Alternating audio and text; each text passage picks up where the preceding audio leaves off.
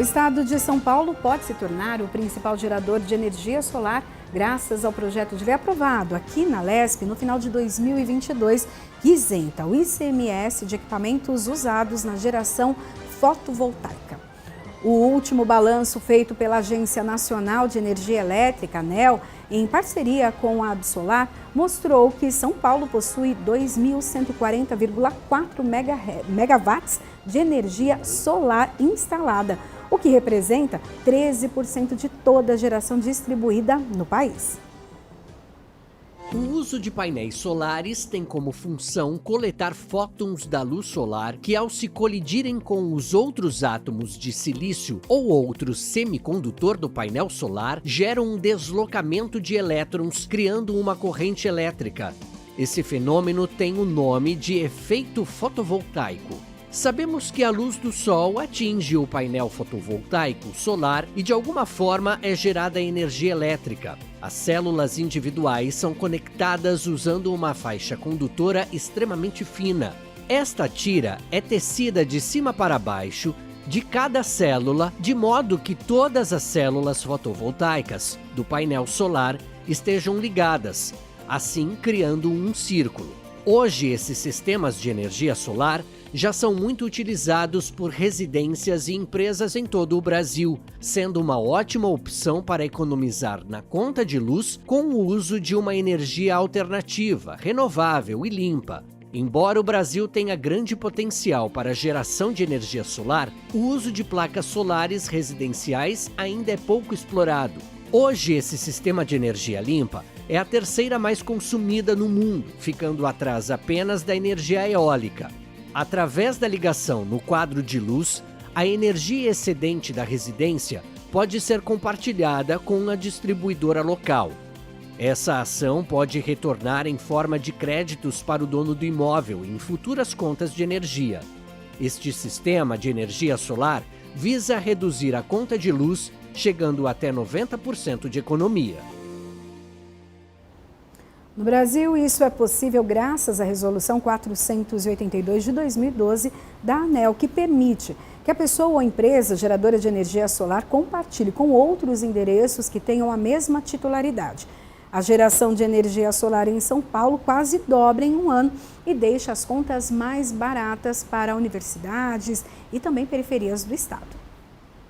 E para falar dos incentivos fiscais com a redução do ICMS e da resolução da Agência Nacional de Energia Elétrica, nós convidamos aqui para a nossa conversa o coordenador estadual em São Paulo da Absolar, Pedro Drummond Júnior, também Rafael Pintão, que é o presidente da Neosolar, e convidamos também um consumidor dessa energia limpa, José Luiz de Freitas. Sejam todos bem-vindos aqui à Rede Alesp. Fiquem à vontade. E para começar, eu quero que o senhor já explique um pouquinho dessa associação, a junção que cuida dessa parte da energia limpa aqui no estado de São Paulo. Tá. Pedro, né, da associação. O senhor pode falar um pouquinho da Neosolar. Da Neosolar, tá. Então a Neosolar é uma empresa, a gente está desde de 2010 no mercado. Então, a gente viveu muito dessas mudanças regulatórias, desde quando a gente tinha aí 5, 100 sistemas por ano, até hoje que a gente tem centenas de milhares, né? E é uma evolução muito grande. Hoje todo mundo já conhece a energia solar, algumas pessoas ainda têm algum receio, mas quem já tem, até vai ser bacana o nosso bate-papo aqui hoje, para ver alguém que já instalou tal, e o retorno é muito rápido, é muito interessante, é um sistema muito simples de ser instalado, né? Então, a gente vem acompanhando esse movimento, vem as tendências, novas tecnologias, e eu acho que a gente tem um futuro muito grande pela frente. O estado de São Paulo já está praticamente assumindo a liderança, né? Tem um potencial muito grande. A nossa empresa fica aqui em São Paulo, então a gente acompanhou muito de perto isso também, participou da fundação, da Absolar, né? O Pedro vai comentar um pouquinho sobre a associação depois. E eu espero poder contribuir aqui com o nosso bate-papo. Sim, depois eu quero saber até mais detalhes, principalmente do impacto, né, das medidas aqui da Alesp, frente até a comercialização e a utilização desse sistema. Conte um pouquinho para a gente, então, da Absolar também, quem contempla, de que maneira pode fortalecer o trabalho e também a expansão aqui no estado de São Paulo. Sim. Bom, a Absolar, assim como o Rafael comentou, a Absolar Ela foi fundada em 2013, então a gente está comemorando 10 anos agora. Nós somos a associação que representa os interesses de toda a cadeia do setor de energia solar fotovoltaica, desde a parte dos pequenos produtores até as grandes fazendas solares, como a gente fala, então geração distribuída, centralizada, fabricantes, integradores. Inclusive a Neosolar participou da fundação, é mais antiga que a AB Solar. E a AB Solar trabalha em várias frentes, né? Ela trabalha em uma parte de defender e trabalhar junto com toda a estruturação jurídica e a parte regulatória do nosso setor. Trabalha também com essa parte aqui que a gente está fazendo, que é de informação à mídia, chegar a informação sobre energia solar ao público geral, e a parte de suporte técnico a toda a cadeia. É um setor ainda novo, nós estamos aí comemorando, vamos fazer 11 anos da resolução 482, então ainda somos jovens, estamos crescendo muito e precisa de muito apoio nesse sentido.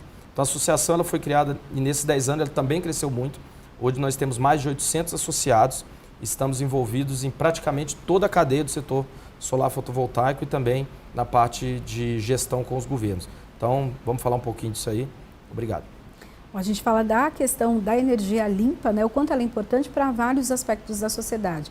A gente pensa em primeiro lugar na questão ambiental, mas econômica também é fundamental, principalmente para manter aí a cadeia empresarial também em funcionamento e a indústria.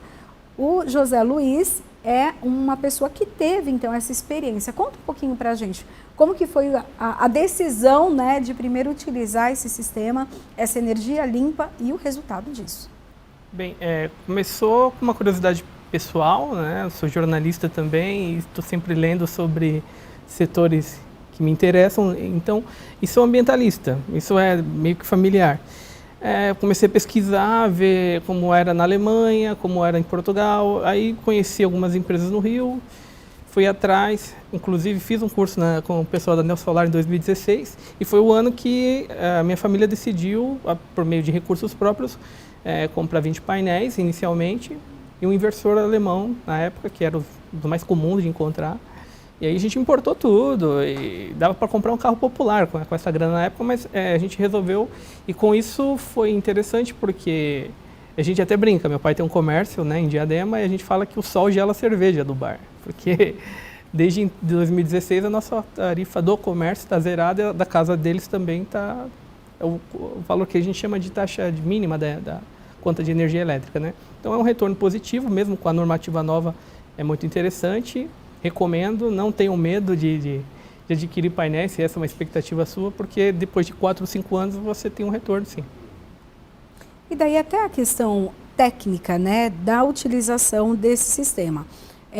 Então, José Luiz explicou para a gente, um comércio em Diadema. Em quais lugares é possível ter a instalação das placas ou até compartilhar a questão da energia? Como que funciona essa parte, bem didaticamente, para quem está em casa entender? Legal, essa é uma das coisas mais legais da energia solar, porque ela é muito democrática. Praticamente qualquer pessoa, qualquer consumidor de energia pode utilizar a energia solar. É claro que o que a gente sempre vem na cabeça são as placas em cima do telhado, que é o sistema mais comum, né, que a gente chama de geração junto à carga, porque ela fica perto de onde a gente consome a energia. Mas o Brasil tem uma regulação que permite que você... Imagine que você mora em um prédio, por exemplo, e você não tem telhado. Então você pode fazer uma geração remota e usar os créditos que foram gerados naquele local para bater da sua conta de luz em casa. Isso faz com que virtualmente todo mundo possa consumir energia solar. Mesmo que não tenha onde instalar na sua própria propriedade, ela pode instalar em outro local, inclusive em consórcio ou num grupo de pessoas, por exemplo, fazer um investimento conjunto e depois abater da conta de luz de cada um de acordo com a cota que cada um possui. Então a energia solar ela é muito democrática. Você tem ela desde satélites que tem uma placa lá para sobreviver no espaço, até grandes usinas de potência suficiente para várias cidades, né? Passando pela geração distribuída, que a gente mais tem na cabeça, para geração e redução do consumo e da conta de luz, né? Além de gerar uma energia limpa, né? A gente, falando aí de transição energética, com impactos muito positivos. E tem um limite, um tamanho adequado ali para a exposição, né? Pode ser então uma casa, pode-se usar um condomínio, mas só a área ali, né, do terraço? Como que funciona? Existe uma restrição natural de onde bate sol, né? Então, geralmente um condomínio vertical, ele tem menos áreas pensando no conjunto de moradores. Às vezes você tem alguma casa com muitas árvores e é um pouco mais difícil, mas eu diria que na maioria dos casos, a própria área do seu comércio ou da sua casa é suficiente para produzir o que você consome. Eu falo casa e comércio, que é o mais comum, mas a gente tem aplicação de energia solar também na indústria, no campo.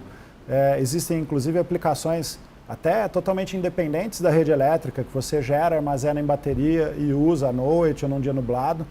Então, basicamente, ela consegue atender qualquer um e na quantidade que você precisa. Quando há uma restrição, você ainda tem esse recurso de produzir à distância e usar os créditos. Né? Pedro, conta pra gente as vantagens que tem, né? Tem essa questão econômica, mas até um comparativo com outros tipos de energia, o impacto tanto no meio ambiente quanto na economia. Legal. Bom, talvez a primeira motivação de alguém que investe em energia solar seja realmente econômica. Eu falo que talvez porque a gente desconfia que seja verdade, mas nessa carreira nossa de energia solar a gente vê muita gente investindo por outros motivos. A parte econômica é evidente, você tem aí entre 4 e 5 anos de retorno de investimento e uma vida útil acima de 20, 25 anos. Então, você demora 4, 5 para pagar e fica mais 20 ganhando dinheiro sem fazer nada, só cuidando da manutenção. Em termos de impacto ambiental, a tecnologia solar fotovoltaica ela é a que menos impacta em termos de emissões de gases poluentes e mudanças climáticas em relação, inclusive, às outras fontes renováveis. Quando você compara, o Brasil é um país historicamente de energia hidráulica.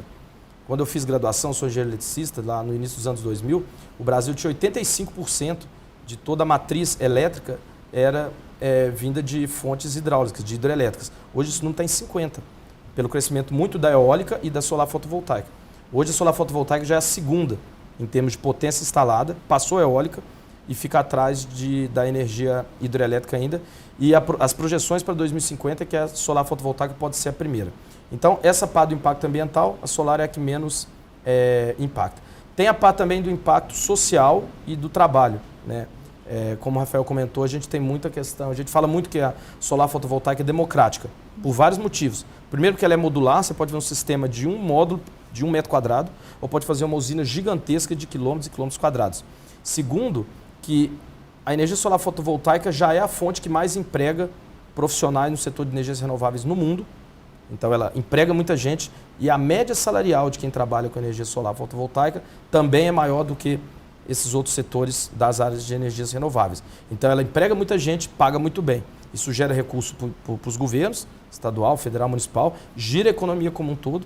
E tem um quarto ponto que eu gosto de colocar, que é o seguinte: a energia solar fotovoltaica empoderou muitos pequenos empreendedores ao longo do Brasil. Pessoas que às vezes trabalhavam em uma região que não tinha um desenvolvimento econômico muito grande e que conseguiram montar suas pequenas empresas, contratar pessoas, instalar módulos em locais onde o terreno às vezes são áreas semidesérticas ou regiões que você não tem uso da terra para agropecuária de forma geral, e é possível colocar solar fotovoltaica. Então, tem todos esses pontos aí que levam a gente a dizer que ela é muito democrática, contribui financeiramente, economicamente, para o meio ambiente, para a parte de geração de empregos e de tributos para os governos. Então, tem todo esse aspecto em conjunto. José Luiz, até o Pedro falou, né, que quando você faz esse investimento, depois você acaba ganhando dinheiro mesmo sem fazer nada ali. De que maneira isso acontece? Como que funciona? Vai gerando a energia, vão te pagando ou não? Você não gasta com a energia? Bem, é feito um cálculo, né, antes de você instalar os painéis ou o inversor, para verificar ao longo do ano uma média de qual é o consumo da residência ou do comércio. A partir daí, calcula-se a quantidade de painéis e faz uma média sempre para cima, porque alguns meses a incidência de sol da sua cidade pode ser menor. Por exemplo, no inverno ou nos meses de chuva, como aqui na nossa região é março, né, que chove bastante em fevereiro. Então, faz-se uma média, calcula-se essa média e a partir daí você tem uma expectativa de geração. O que você pode se chamar de ganho, na verdade, é um abatimento daquele consumo que você tem, isso gera um crédito para a concessionária. A partir de então, isso fica registrado e toda vez que o cliente dessa concessionária, que tem tarifas diferentes para cada região do Brasil, consome menos do que ele está habituado, esse crédito entra de volta e consegue, por exemplo, reduzir a taxa FIO, ou então a taxa de distribuição. E com isso, a sua tarifa também cai. Se você fizer uma instalação maior, evidentemente, você vai pagar menos ou então vai ter mais crédito ainda, que é o caso quando a gente calculou lá no comércio do meu pai, foi o que a gente fez. Então, existem sistemas híbridos e existem sistemas on-grid e off-grid. Eu acho que o mais adequado para falar sobre isso depois é o nosso amigo aqui da Neosolar. Mas lá na minha casa eu tenho sistemas on-grid que geram créditos para concessionário e para a família, e também tenho o híbrido, que aí tem uma bateria, dá para colocar fonte eólica, fonte solar, ou uma própria bateria de diesel, um gerador de diesel. Então, existem várias opções disponíveis para os consumidores. Eu costumo dizer que para quem quer instalar energia fotovoltaica e não sabe muito bem, é que é parecido com o museu. Tem pessoas que passam na frente do Museu do Ipiranga e não entram, né? Ficam com receio. Tem aqueles que entram e ficam olhando as pequenas exposições para saber o que tem e não se encorajam a ir para o segundo andar. Tem aqueles que vão para o segundo andar e tem aqueles que conhecem cada detalhe do museu. A energia fotovoltaica é assim, tem as pessoas que se aprofundaram e tem aqueles que só têm curiosidade. Então eu acredito que com o decorrer da conversa vocês vão entender mais e possivelmente vão pesquisar na Absolar, na Neosolar e outras empresas, né? Agora vamos pegar um exemplo prático e financeiro. Quantos vocês gastavam então de energia antes? Tudo bem que a gente sabe que são outros tempos, Sim. A energia também subiu bastante, né? Energia elétrica. E quanto vocês deixaram ali de gastar com esse tipo de energia? E o que deu para investir até, ou crescer o negócio? Sim, quando a gente fez o primeiro cálculo, 2016, desconsiderando, porque isso é importante, a inflação do período, que é de 5, 6 anos, mais os aumentos que consequentemente o governo coloca, né, que vai de acordo com o critério da política econômica do momento. Era mais ou menos R$450 em 2016. Hoje aqui seria algo em torno de R$700 que a gente gastaria mais ou menos. Hoje, na minha família, a gente gasta no máximo 50. Ou seja, é porque houve outros recursos de eficiência. Trocou-se as lâmpadas por LED, trocou-se as geladeiras. A gente realmente fez um investimento para economizar o máximo possível. Mas é claro, se uma família com 2 filhos, por exemplo, fizer um investimento hoje, eu não sei mais ou menos, mas com a metade do que a gente gastou, você conseguiria fazer a mesma coisa que eu fiz hoje. Porque caiu muito o custo de produção dos inversores, dos painéis, o próprio serviço de instalação está mais barato porque aumentou a concorrência. Eu acredito que com os incentivos corretos do governo e com a divulgação ampla que a gente tem visto na mídia, né, e mais acesso à informação, também a classe média vai começar a adotar, não só por questões financeiras, como bem colocou aqui o Daniel, mas também por questões ambientais, né, que é uma pauta recorrente, né. E até, Rafael, eu queria que você falasse um pouco para a gente sobre a utilização desse recurso de uma forma que não venha a faltar para a sociedade. Então, às vezes a gente tem aqueles picos de queda de energia, ou de repente chove, algumas regiões, aqui mesmo na região do Ibirapuera, começa a chover, a gente mesmo aqui dentro da Lesp apaga, tem que ligar o gerador. Esse sistema evita esse tipo de situação? Olha, a energia solar sozinha, não. Tá. A energia solar sozinha ela é uma fonte complementar de geração, mas ela não armazena a energia. Mas quando a gente fala de energia solar, é interessante entender o contexto um pouco mais amplo. Então a gente está falando de transição energética, que são várias novas tecnologias que a gente pode usar em conjunto. Então uma delas é energia solar, energia eólica, as energias renováveis. Mas a gente tem também, por exemplo, os veículos elétricos, que são uma outra forma de consumir energia. O próprio Zé Luiz falou sobre as lâmpadas LED e tal. E existe uma tendência muito forte também agora com as baterias especiais de lítio, né? Então, a gente sempre teve bateria, já era possível fazer sistemas com bateria, mas a gente tem cada vez mais sistemas avançados e que você coordena tudo isso de uma forma integrada. E aí sim você tem mais segurança, inclusive, para a rede. Então, imagina que aqui na Lesp, por exemplo, a gente tivesse um sistema de geração de energia solar e também um banco de baterias para armazenar aquela energia gerada. E aí, numa eventual blackout, falta de energia, as baterias suportariam a rede. Do ponto de vista de infraestrutura, que você perguntou também, a energia solar, na verdade, ela alivia a rede, né? A gente tem os picos, tem o pico tradicional à noite, mas hoje a gente tem um pico muito forte de demanda durante o dia por conta de refrigeração. O ar-condicionado hoje é muito acessível, então tem um pico grande. A gente já teve um blackout em São Paulo por variação da rede, por falta de capacidade. E a energia solar, se a gente tivesse uma inserção maior, provavelmente isso não aconteceria.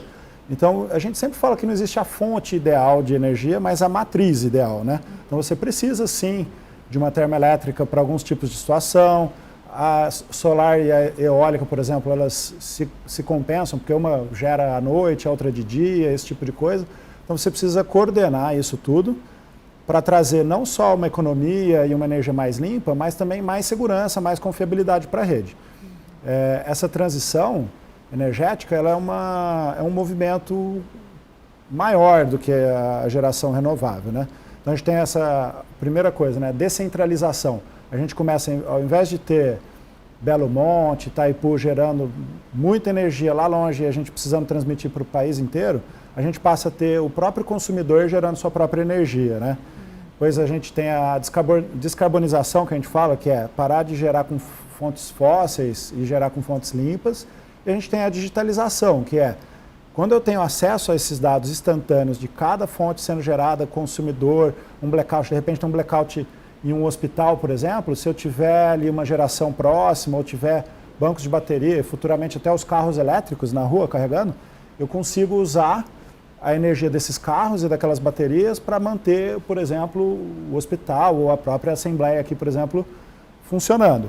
Então é muito importante a gente entender isso, até mesmo como proposta, como leis e tal, né? A gente tenta sensibilizar assim, os agentes de que não é um movimento isolado de uma tecnologia ou de outra. A gente está passando por uma transformação, o mundo todo, isso está acontecendo já há mais tempo em outros países e agora o Brasil está avançando e já tem uma posição importante também, mas ele é um movimento complexo, não no sentido de difícil, mas de que ele une muitas coisas diferentes. Essa gestão da eficiência energética, das fontes, as novas formas de usar energia, tudo isso em conjunto, sim, vai trazer muito mais confiabilidade e muito menos impacto ambiental e uma energia, inclusive, mais barata.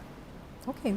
Bom, nós vamos fazer um rápido intervalo e daqui a pouquinho a gente volta com mais Alesp Cidadania.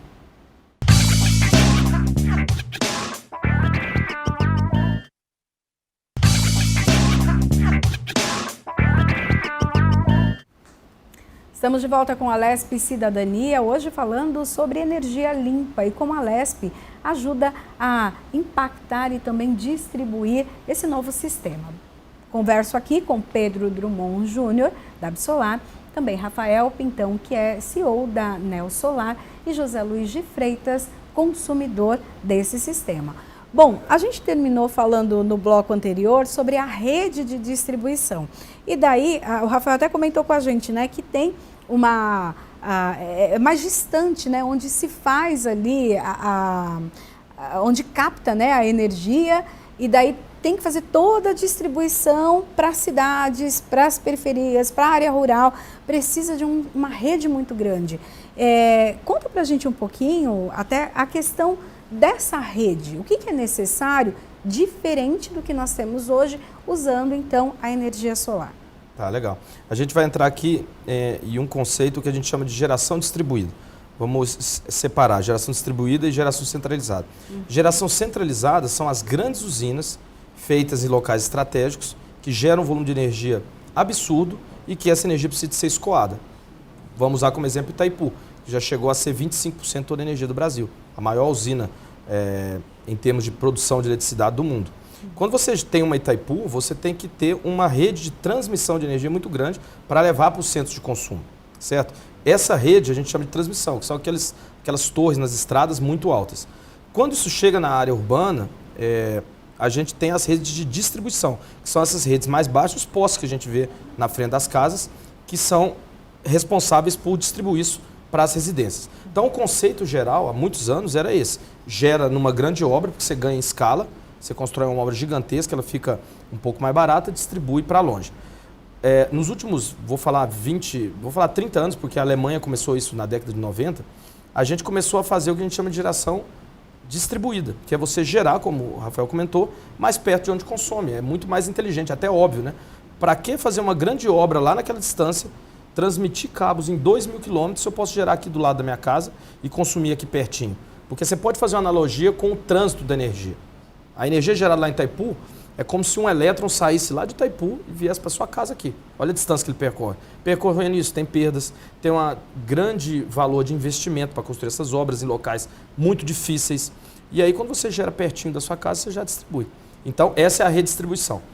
Aqui a gente está falando um pouquinho mais da geração distribuída, que são sistemas menores, tem uma limitação que a gente fala de até 5 megawatts, né, um número, uma usina relativamente grande, mas a gente tem também as grandes usinas da geração centralizada. Então, o Brasil não parou de construir essas grandes usinas. Existem grandes usinas solares, muitas eólicas, por exemplo, a energia eólica ela não é viável para fazer a geração distribuída pequenininha, igual ao solar. Por isso que a gente fala que o solar é muito democrático e modular. Você pode fazer com um módulo ou com 1 milhão. Lógico que 1 milhão ele vai ficar um pouco mais barato, mas com um módulo também é viável. Você pode colocar energia solar num barco para você ir pescar em algum lugar, bota uma bateria e ali ele dá energia para você. Numa comunidade rural, numa comunidade indígena. Tem várias soluções no Brasil. A Neosolar é percussora nisso, vendendo sistemas off-grid há muitos anos e já deve ter vendido para tudo quanto é lugar do Brasil aí de comunidades isoladas. Então, tendo esses dois conceitos, a geração distribuída está crescendo, o consumidor está podendo instalar na sua casa, na sua residência, na sua indústria e contribuir para reduzir perdas nessa transmissão, reduzir o nível de investimento, então às vezes você adia investimento. Se eu tivesse construído uma grande usina hidrelétrica de novo, eu teria que construir uma rede muito grande, ao invés de eu investir todo esse dinheiro, o próprio cidadão vai ali e põe. E aí a gente tem que pensar quais são os impactos nessa rede de distribuição. Existem sim alguns impactos, mas quando a gente considera impactos positivos e negativos, o solar sempre tem a vantagem. Então é importante a gente analisar todos os impactos. Redução das perdas, a geração de empregos, a redução do impacto ambiental, o trânsito de energia normalmente é menor. E aí tem esse debate, né? Algumas distribuidoras ou alguns setores da parte elétrica falam que tem alguns incrementos de custos quando você põe muita energia solar fotovoltaica em geração distribuída. Isso pode acontecer, porém os impactos, todos os estudos, e a gente tem vários, a B-Solar apresentou um ano passado um estudo gigantesco, mostrando que quando você coloca na balança a energia solar fotovoltaica em geração distribuída, né, nessa pequena escala, traz muito mais benefícios para a sociedade do que prejuízo. Então, os impactos na rede eles são mínimos. E, na maioria das vezes, não existe impacto. Se você for colocar na sua casa, você simplesmente aprova um projeto, a concessionária vai aprovar e pronto. Não tem que trocar cabo, não tem que fazer nada. Às vezes, em obras muito grandes, você vai injetar uma grande quantidade de energia em um lugar que não tem uma rede muito preparada, a distribuidora pode falar, aqui eu preciso trocar os cabos e tal. E aí você pode pagar. Mas mesmo quando você tem que fazer esse aporte, que são obras maiores, o retorno econômico que você tem compensa. Então, assim, deu para entender mais ou menos, esse contexto aí. E eu ia comentar um negócio que o Zé Luiz falou que foi para a gente comentar, que eu acho interessante o seguinte. Todo consumidor que tem medo de colocar energia solar fotovoltaica, hoje eu acho que está muito pouco, né? Porque quando a gente começou lá no setor, todo mundo perguntava, o que é energia solar? Hoje em dia a gente quase não escuta essa pergunta mais. Mas tem que pensar o seguinte, todos nós aqui fizemos um contrato vitalício com a distribuidora de energia. Você tem um contrato o resto da sua vida, para sempre, para comprar energia da distribuidora. Então, a melhor hora de instalar energia solar, a gente fala, é ontem. O segundo melhor momento é hoje. Porque, querendo ou não, você vai pagar energia solar, energia elétrica para sempre. A energia elétrica ela é muito ligada à qualidade de vida. Você quer saber se um país é bem desenvolvido? Vê o consumo de energia per capita. Porque você vê produção industrial, você vê consumo, você vê ar-condicionado, você vê um monte de coisa. Basta ver o que está acontecendo na Europa, né? Com a crise de energia agora. Mesmo com toda a geração fotovoltaica da Alemanha, olha o que está acontecendo lá, né? É o setor mais importante da economia, é o setor energético. E até o que eu queria ver com você, essa questão, quanto... tudo bem que já tem alguns anos, mas do investimento que você fez, né? Porque você falou, custa ali um carro. Foi popular. O valor exato, R$44 mil foi investido. E daí hoje, assim, isso abastece o comércio, a sua casa, também há uma distribuição local ou não? Como que faz? Não, a gente fez uma ligação, que no caso é um medidor, e conjugou o consumo, calculamos quanto se gastaria para casa e para o comércio, está instalado no comércio. E com esse crédito adicional, abate o valor que a casa teria de consumo. Um dado interessante que o Pedro me fez lembrar, quando eu fiz a compra dos painéis, veio do Rio de Janeiro, era a empresa, eu não conhecia a Neosolar ainda, aqui em São Paulo. Aí o motorista perguntou se era decoração para colocar no teto, porque era tudo azulzinho, né? Ele não sabia o que era painel fotovoltaico, eu expliquei em 2016 isso, né? Hoje, com certeza, a maioria dos motoristas do Brasil já deve saber do que se trata. E daí uma coisa, Rafael, que você comentou é que essa energia ela não pode ser guardada, né? Não pode ser, me fugiu a palavra, mas armazenada. A energia que nós temos hoje, que é da questão da água, enfim, mecânica, ela pode ser armazenada ou não? E uma outra diferença, sempre a gente escuta e fica atento em questão das chuvas. Todo mundo fala, é a represa tal, ou tal lugar, poderemos aí ter falta de energia. Isso acontece também na questão do sol, lembrando que, né, a gente entende que sol tem todo dia. Se um dia a gente não tiver mais sol, o problema é bem maior, né? Aí é tenso. Mas a armazenagem, na verdade, ela é possível, ela não é necessária. Então, quando a gente tem um sistema em casa, eu acabo utilizando a rede como a minha bateria.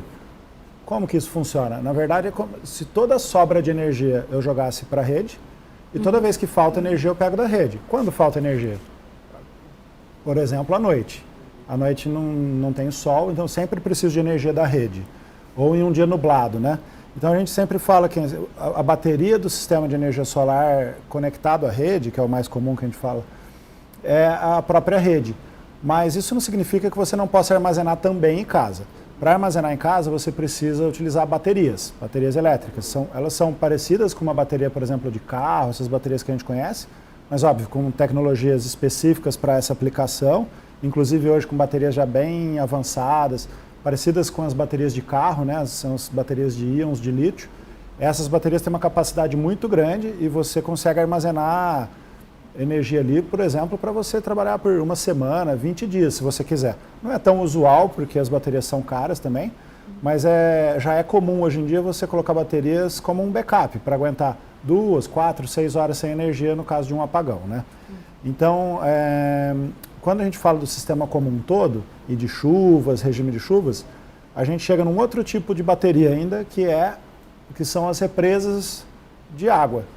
Uma água represada, ela é uma espécie de bateria, porque ela tem uma capacidade de geração lá acumulada, e eu abro as comportas e uso aquela água conforme a minha necessidade. Essa é uma grande vantagem que a gente tem na energia hidrelétrica. Por isso que, de novo, né, eu reforço, não existe assim a melhor fonte de energia. Existe sim as fontes mais limpas e menos limpas, mas o ideal é que você tenha uma matriz de energia balanceada e limpa para cada lugar. Então também a matriz que a gente consegue ter no Brasil, ela é diferente da matriz que você vai ter nos Estados Unidos, na Alemanha, na China, no Japão, porque cada lugar tem algumas capacidades específicas. O Brasil é, como sempre, né, muito favorecido pela capacidade natural. De energia solar, nem se fale, assim, a gente tem o pior lugar do Brasil é 50% mais capaz do que o melhor lugar da Alemanha. E a Alemanha é um dos países que mais produz energia solar. Mas na eólica também a gente é muito forte, hidrelétrica, inclusive biomassa, biocombustíveis. Então, assim, a soma dessas tecnologias todas, dessas fontes de energia, geram o que a gente chama de matriz energética, e aí sim você tem como ter uma matriz melhor do que a que a gente tem hoje. A tendência é que isso aconteça com fontes cada vez mais limpas, mesmo no Brasil, que já tem uma matriz limpa, e uma confiabilidade também maior. Então, existem compensações naturais. Por exemplo, nos meses mais secos, você tem mais horas de sol por dia, porque você tem menos nuvens no céu. Então, existe até uma compensação natural, né? Ou a eólica com o solar. Nos dias provavelmente mais nublados, você tem mais vento, produzindo mais energia. Você tem vento à noite e tem o sol de dia.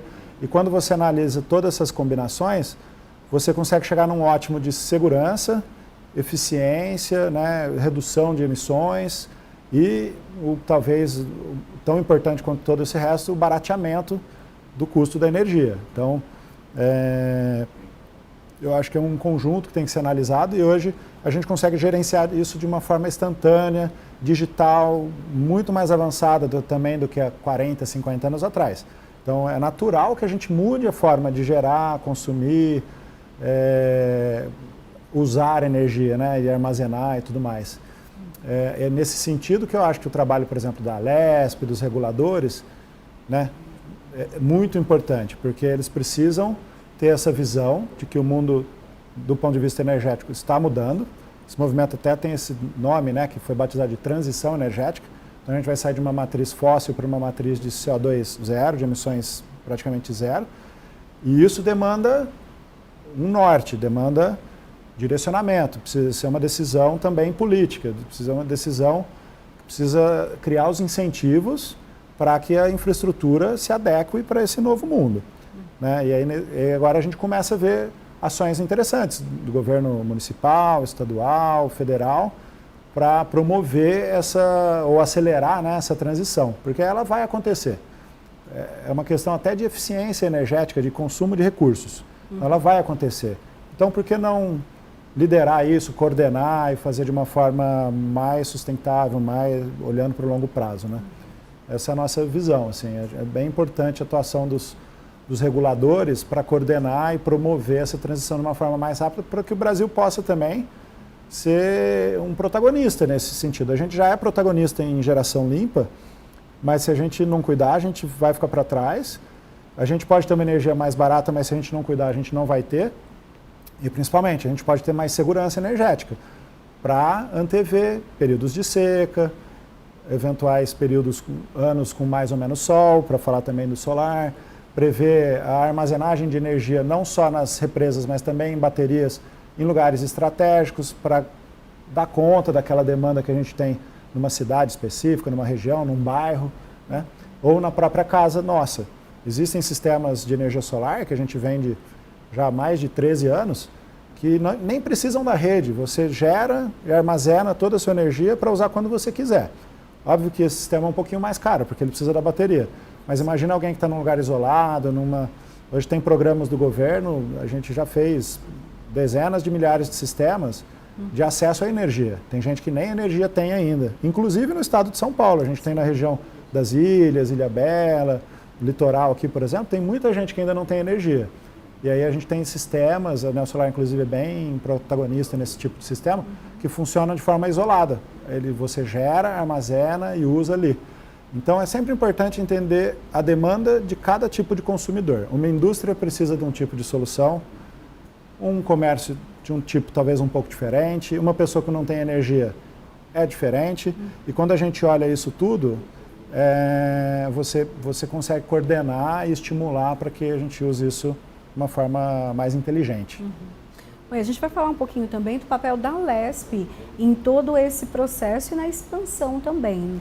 A gente tem duas linhas de atuação aqui na Assembleia Legislativa do Estado de São Paulo. Dentro do nosso programa Alesp Preserva, nós temos então a colocação das placas, né, para utilização desse tipo de energia limpa. Isso já está em planejamento, o prédio já está sendo preparado para receber essas placas e também temos algumas medidas que foram adotadas, projetos de lei aprovados, como que diminui ali e isenta o ICMS dos equipamentos. Então, Pedro, conta um pouquinho para a gente do impacto dessas medidas, principalmente essas que viram lei e que o Estado de São Paulo todo pode ser beneficiado. Legal. Essas medidas são muito importantes, inclusive eu participei ano passado desse debate aqui e a gente pôde acompanhar a aprovação dessa nova lei. E é importante, antes de falar da lei específica, é importante a gente comentar sobre o papel fundamental que tem, por exemplo, a Alesp ou governos de todas as esferas, divulgando isso e apoiando a energia solar fotovoltaica ou a energia renovável como um todo. Porque isso mostra para o cidadão o caminho que o governo está indo, que é o caminho de sustentabilidade, que é um caminho que os consumidores, de forma geral, já estão olhando. Há pesquisas, desde sapato, iogurte, carro, de qualquer coisa, que consumidores estão sim preocupados em impactar. Não é papo furado, conversinha fiada de pessoas que querem aparecer na mídia. Isso é verdade. Os consumidores estão preocupados em deixar o mundo melhor para frente, em não destruir tanto, porque a gente já está sofrendo na nossa saúde no dia a dia esses impactos, né?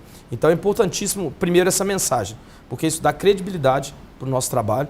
Como eu falei, 10 anos atrás, a gente tinha que explicar muito o que era energia solar. Hoje em dia a gente explica muito menos. E o ideal seria que a gente nem precisasse explicar, que todo mundo entendesse isso. Então essa parte de disseminar informação é muito importante. A isenção dos impostos, ela impacta diretamente no tempo do retorno dos investimentos. E essa isenção é muito importante pelo seguinte, essa isenção ela aconteceu com o espelhamento das regras de Minas Gerais, que é um estado que sempre esteve à frente, desde o início lá da resolução 482, a Minas Gerais teve uma isenção de imposto adicional. O Brasil, é importante falar, tem muita isenção de imposto, tem muito incentivo, sabe? É muito errado dizer que o Brasil não incentiva as fontes renováveis, porque tem muito, os equipamentos já não têm imposto, já não tem ICMS, já não tem IPI, só tem PIS/COFINS. A importação de módulos nunca teve esses dois impostos, nem ICMS, nem IPI. Sem isso ia ser inviável, ou a gente não ia ter um crescimento tão grande como a gente teve, então já tem esses incentivos. Esse adicional que São Paulo teve, foi assinado esse ano, mas foi aprovado no passado, Minas Gerais já faz há muito tempo. O que aconteceu? Trouxe muita atratividade esse projeto de Minas Gerais. O que traz atratividade para um projeto de energia solar fotovoltaica? Se você for pensar em termos de retorno econômico, né, em taxa de retorno econômico, ou quantos anos demora para devolver o dinheiro que você investiu, você tem que pensar na geração de eletricidade, que tem a ver com a irradiação do local. Então, cada lugar tem um nível de irradiação solar. Mas também tem a ver com o valor dos impostos e o custo dessa energia. Então, somando isso, Minas Gerais sempre foi muito atrativo. E ano passado, São Paulo conseguiu se beneficiar, fazer esse espelhamento, o que deve atrair mais recurso ainda para São Paulo. Então, São Paulo, inclusive, já passou Minas Gerais, já é o líder no país em termos de sistemas instalados, potência instalada, e deve crescer mais ainda porque São Paulo tem um desenvolvimento industrial, econômico e social também muito grande. Então isso é importantíssimo, essa primeira parte da isenção dos impostos. E a segunda parte seria a Alesp fazendo aqui dentro de casa. Isso a gente trabalha muito na BE Solar também, principalmente os coordenadores que estão mais na ponta, né, que normalmente são empresários que estão trabalhando, para que os municípios aprovem leis específicas para colocar energia solar fotovoltaica nos prédios públicos. Hoje a participação, se você pegar todos os projetos instalados de energia solar fotovoltaica no Brasil, a participação dos prédios públicos é muito pequena. E pensa o seguinte, cada R$1 que você deixa de pagar em energia elétrica é R$1 que você está economizando da arrecadação do contribuinte. E pode ser investido em outras coisas. Então imagina a Alesp aqui que, assim como nós, como eu falei antes, já assinou um contrato vitalício de consumo de energia elétrica, não tem como não ter, instala um sistema que se paga em 5 anos, depois vai ficar mais 20 anos, economizando aquele valor, que aqui deve ser muito alto, e esse dinheiro entra limpo, líquido nos cofres públicos para poder ser investido no que for prioridade, educação, saúde, segurança. Então é importantíssimo. A gente está salvando o dinheiro do contribuinte. Então, além do exemplo e dessa atratividade, falando de São Paulo, tem essa questão de economia mesmo para a gente, para todos nós que vamos ser beneficiados. Então é importantíssimo.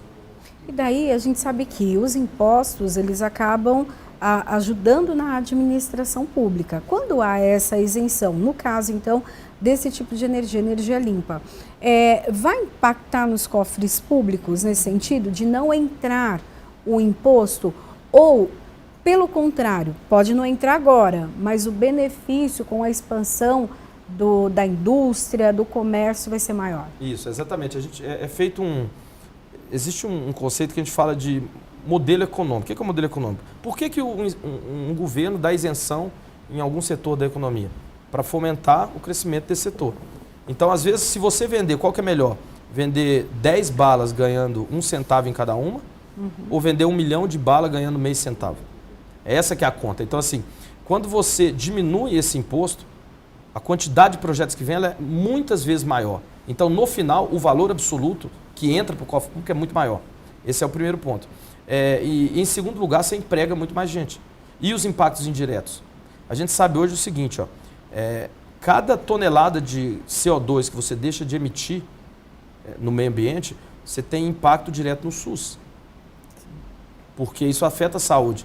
Sabe, cada atividade que você faz que melhora, principalmente esses microclimas que acontecem dentro das grandes cidades, você tem melhora na qualidade de vida da população. O pessoal vive melhor, o pessoal tem mais saúde, reduz gasto público. Aí você gera um monte de emprego e esse pessoal trabalhando geram outros empregos. Então movimenta toda a economia. Então é isso que você falou mesmo. É abrir mão um pouquinho para ganhar muito mais. Quando a gente põe isso na balança, é sempre muito positivo. Se eu puder até complementar o Pedro, a gente tem um exemplo claro aqui na roda, né? O José Luiz. Ele falou que gastou lá 40 mil reais e economiza o equivalente hoje a 700 reais. O sistema dele já se pagou há vários anos. Né? Provavelmente já se pagou. 40 por 700, deve ser por volta de 5 anos o sistema dele se pagou, ele já colocou há mais de 5 anos. E agora ele tem uma economia mensal na ordem de 700 reais que ele vai gastar esse dinheiro. Ou ele vai gastar consumindo, ou ele vai gastar investindo no comércio dele, no bar dele. Então, assim, é natural que as pessoas com maior capacidade aquisitiva, elas vão consumir mais, vão girar mais a economia.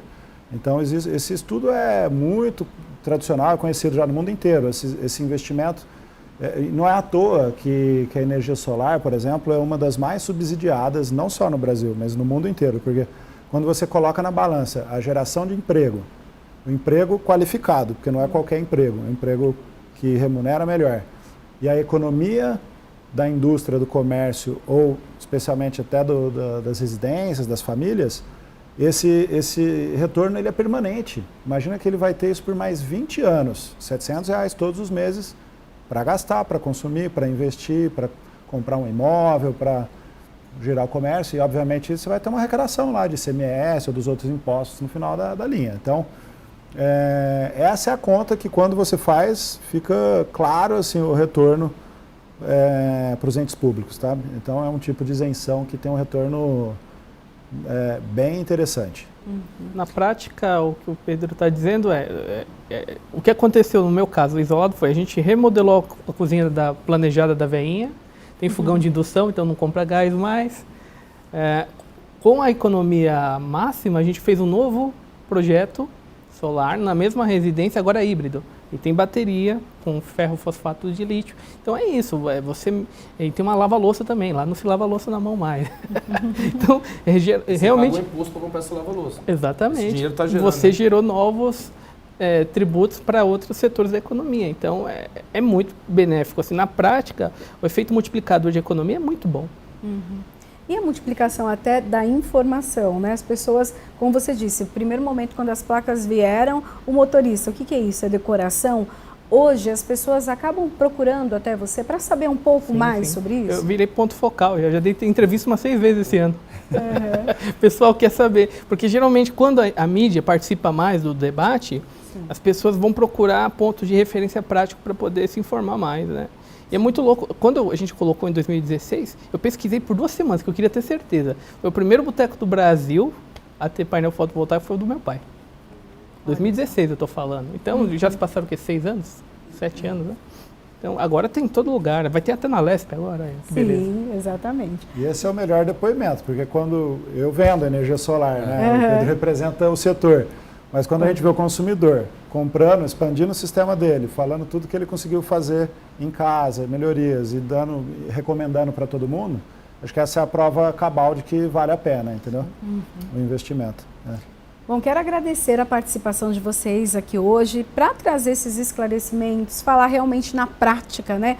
Como a coisa funciona e de que maneira pode ajudar a população, o meio ambiente, a economia e o papel da Lesp aqui em todo esse processo.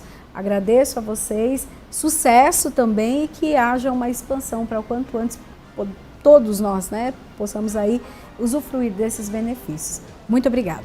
Obrigado. O Alesp Cidadania fica por aqui. A gente se encontra na programação da Rede Alesp. Tchau, tchau.